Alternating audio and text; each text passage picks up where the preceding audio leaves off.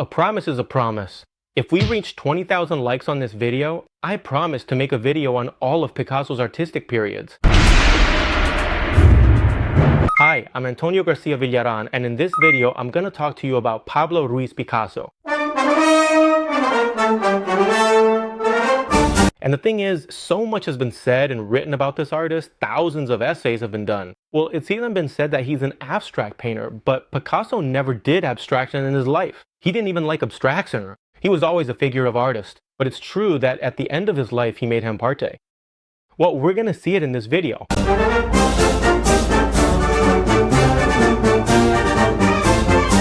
Many people think Picasso is just Guernica and that he only painted like that, but no way. Picasso was a classicist.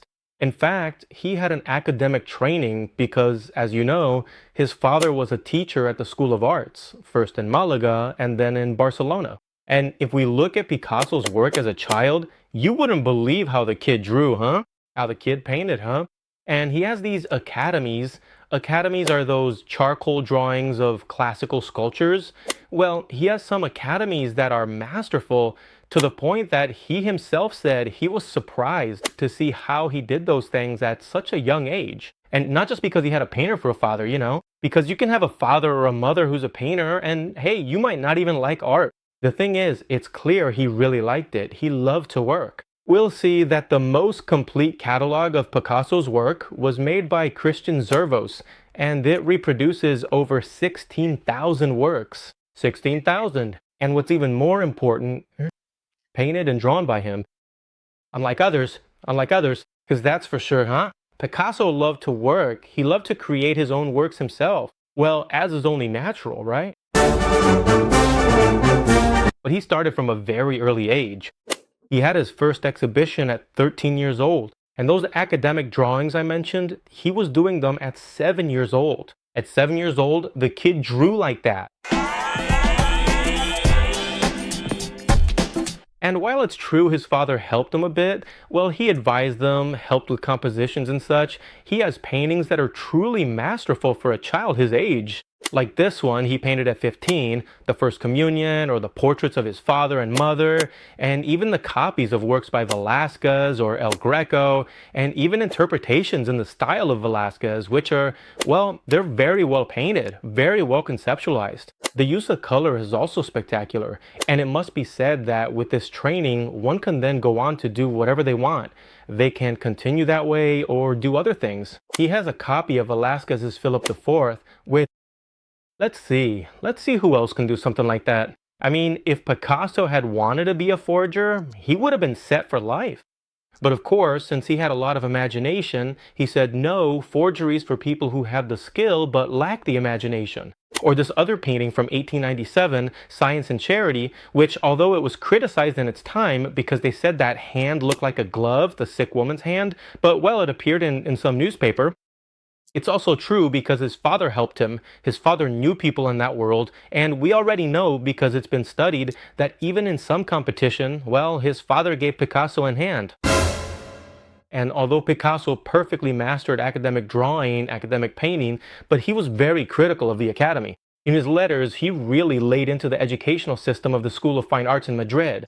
At that time, he wanted to go to Paris or Munich because he saw that everything was there. The Impressionists were there. All of art history was brewing there. And he wanted to go. In the end, what did he do? Well, he went to Paris. It was a world apart where the most eccentric could live in peace on the fringes of society. In his youth, he was very influenced by painters like Rosales, Fortuny, or Pradilla, who were historicist painters who mastered the technique incredibly well.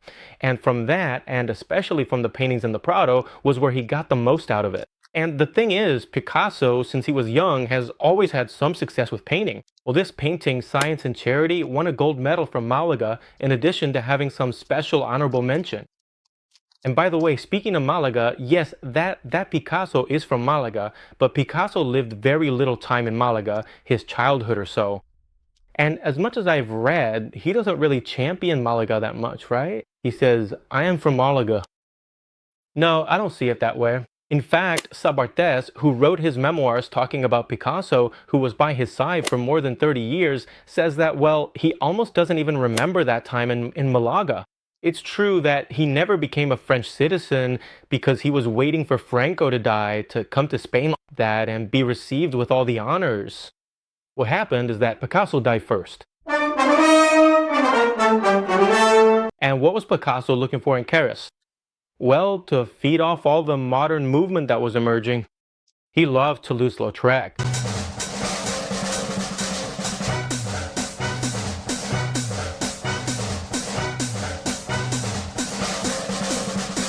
He loved Degas.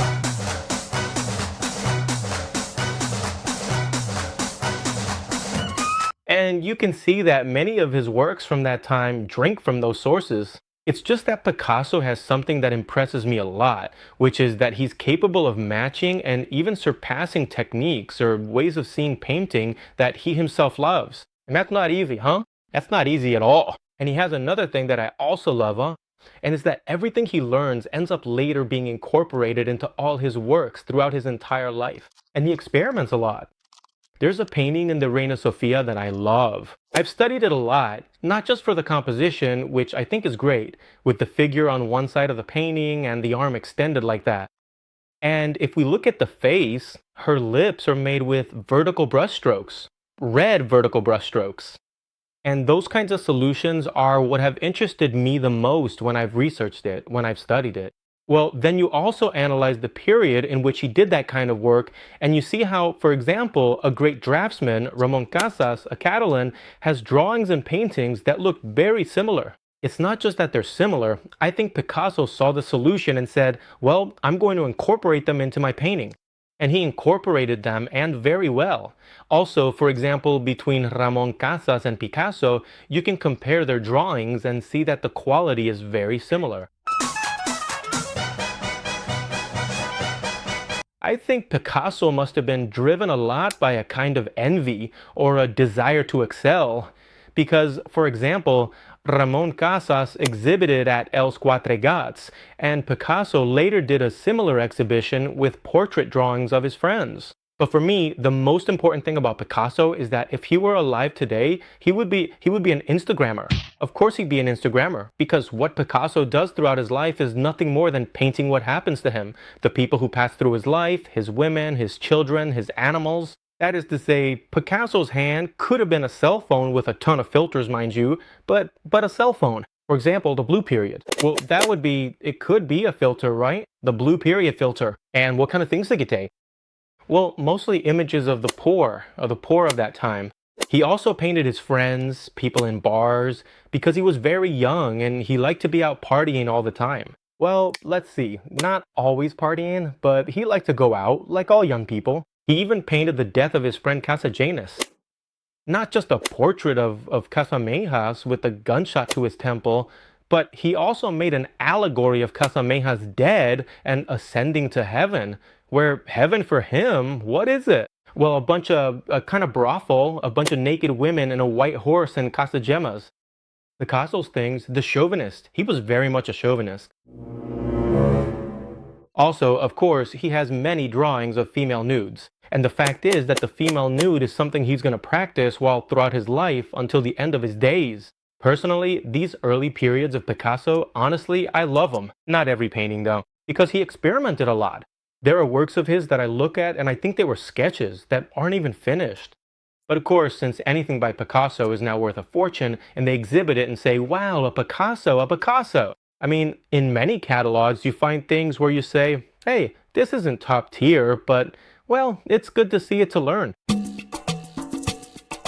The one that is a top tier portrait, from my point of view, is the portrait of La Celestina, for example. That look she has, that composition, or the work called The Poor by the Sea. And of course, one that I've always liked a lot is La Vie, where you see standing figures, and in the background are the sketches for that same painting with the gaunt, yellowish figures, with that blue and yellow, the complementary colors, the classical compositions, because let's not forget, he always makes classical compositions. What he learned back in the day, he never forgets. And while it's true that people talk about the blue period, the rose period, but during the blue period stage, what's considered the blue period, he also painted pictures that belong to the rose period. That is, he was painting, experimenting, and it's not like he said from now on, I'm not painting anything else in blue, now everything's in pink. No, no, that's not how he did it. He was more organic. For example, in this painting, Woman with a Crow, which I also like a lot, a woman giving a kiss to a black bird, well, we see how the blue and the pink are in the same work. And as I said before, what he paints is what he lives. At that time, he visited the circus a lot, where there were performers, dancers, and acrobats. And for me, from this stage, a painting I love is Family of Saltimbanques, where there's something spectacular from my point of view, which is something I always tell in my classes. This painting has a mistake, but he turned that mistake into a virtue. And it's that something is missing here, huh? But look closely at the painting. What is missing in this painting? Well, a fundamental thing is missing. Look at the figure of the red character, the fat one. Did you see? He's missing a leg. I mean, there should be a leg there because a character who weighs that much can't support himself on just one leg. However, I think Picasso might have thought that red plane there just didn't work, so he removed it. And if you don't look closely, you don't even notice. And to me, that seems masterly. It seems like something a good painter would do. But when Picasso starts being Picasso, from my point of view, is with his painting Les Demoiselles d'Avignon, which is from 1907, and it's always been said that it's inspired by classical sculptures, by ancient archaic sculptures, and even also by African sculpture, because around that time there was a major exhibition of African art in Paris. African art, primitive art, anyway. And here, Picasso already starts playing with shapes. He starts to take a risk himself because, besides, practically nobody liked that painting. His own friend Braque said of that painting that it was as if someone had drunk gasoline to spit fire. And we're talking about the beginning of the 20th century, huh? It's also true that Picasso later held on to this, to Cubism, to the fact that he was one of the inventors of Cubism, and he exploited this throughout his life. Well, hey, although there are also many theories about this, huh? Because it's said that the first Cubist was Juan Gris. It's also said that Braque was the first one who made this type of work. What is certain is that both Braque and Picasso were exploiting this new way of understanding art.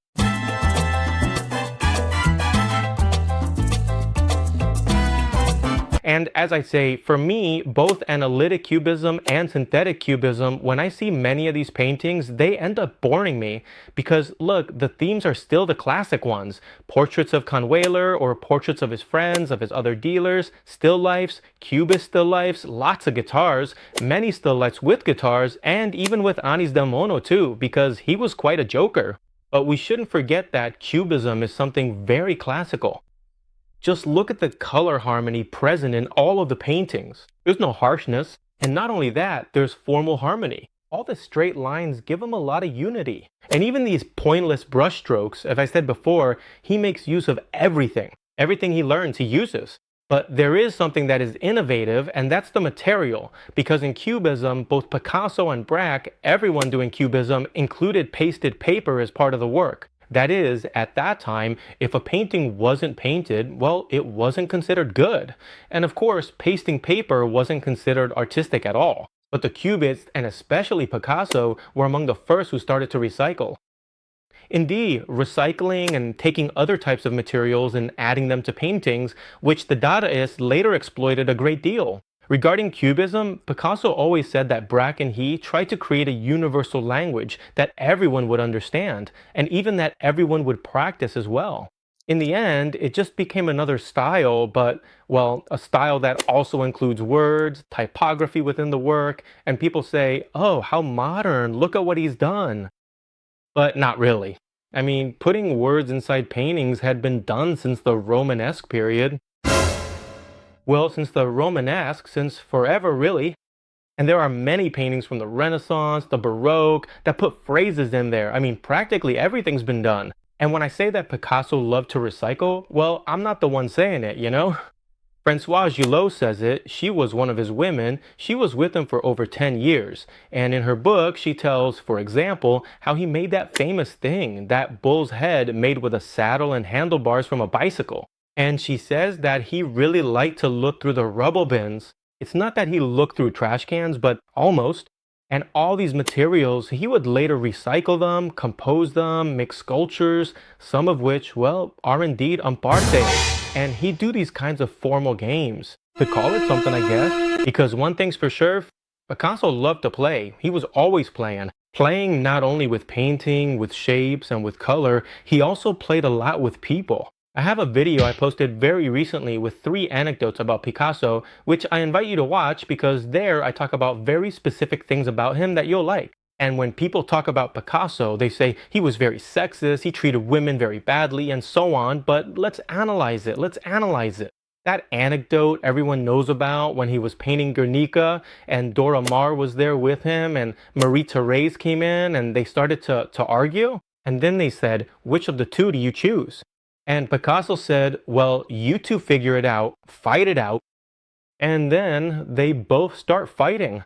Let's see, if someone ever tells you, hey, fight over me, and you actually fight, that person isn't quite right in the head. Or maybe they said it as a joke or something, but for you to fight, well, all 3 of them were a bit off, right? So all 3 of them were into it because Françoise Gilot, for example, didn't do any of that. In fact, she wrote about it in her memoir. When Picasso tells her this anecdote, she says, oh, really? Well, I'm not gonna fight over you, which makes sense.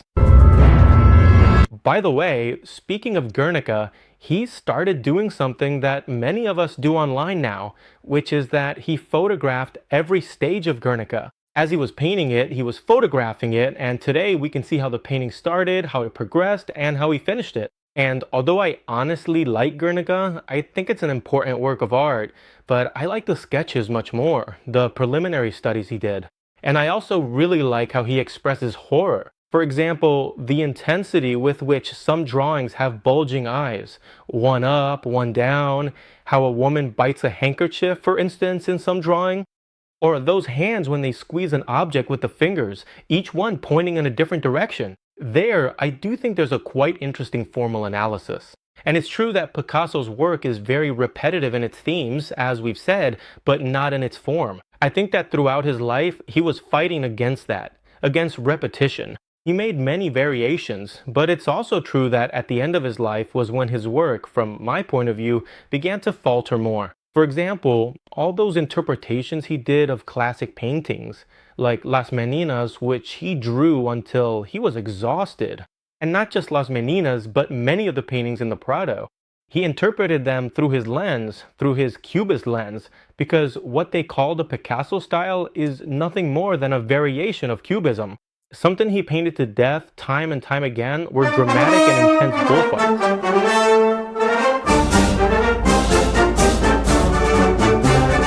Because he really loved bullfights, and he was passionate about them. And also his self-portraits. He always painted self-portraits. He took a lot of selfies. Like I said, he would be a fantastic Instagrammer. To me, Picasso is a continuer of classical art. He did versions, which today would be like doing covers. He always did covers of old paintings. But Picasso, like many people, is well known for anecdotes. Like the one that happened with one of his dealers, Berggruen, who showed him a 500 franc bill, and Picasso said, This is worth 500 francs? Well, I can double its value in a minute. And he took a pen, a pencil, made a little drawing of a bullfight on the bill, and gave it back to the dealer. That same night, at a gathering of friends, he told that story, took out the bill, and one of the people sitting there took out 1,000 francs and said, hey, I'll buy it from you. And indeed, he doubled the value of a 500 franc bill just like that. He was also quite temperamental, Picasso was very temperamental, especially towards the end of his life. And in an anecdote that also happened with a buyer, a certain Jacques, who came from the United States, he wanted to buy paintings, and I don't know, Picasso didn't like this man. He didn't like him.